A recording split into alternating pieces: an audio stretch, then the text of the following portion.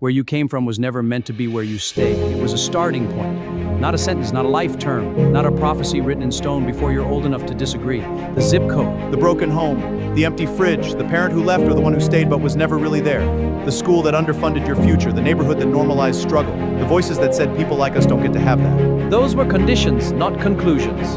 Your background is not your fault, but your future is your responsibility. And the moment you confuse those two things, the moment you let what happened to you become the reason you stop happening to the world, you hand your power to people and circumstances that were never worthy of holding it. The mud you were planted in does not determine the flower you become. It is simply where the roots had to work harder. Some of the greatest people who ever lived came from the worst beginnings. Not despite the struggle.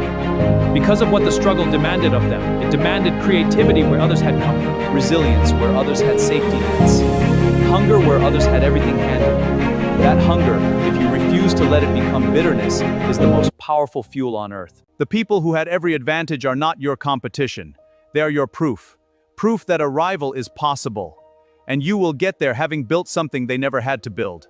Character forged in fire. A diamond is just carbon that refused to quit under pressure.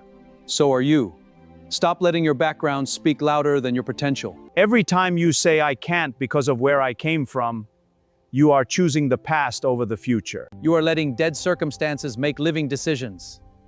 The past has no power except the power you keep handing it every morning when you wake up and let it define the ceiling of your day. Nobody who ever broke generational cycles did it by being comfortable. They did it angry, hungry. Decided. They looked at everything handed to them, the poverty, the trauma, the limitation, and instead of inheriting it, they interrupted it. With education, with discipline, with a refusal to pass the same pain to the next generation. You are not just building a life.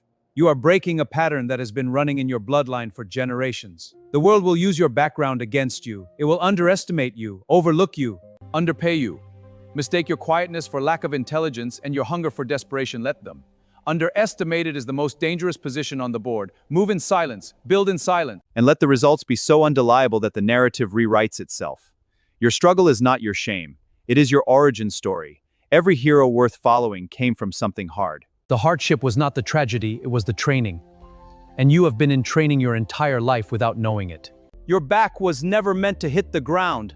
It was meant to carry the weight of everything you are about to build. Do not let them define you by where you started. Not the system that failed you. Not the family that broke around you. Not the statistics that were written. People who look like you and come from where you come from. Statistics describe the past. They have never once determined a single individual's future. You are not a statistic. You are an exception in the making. And exceptions are made.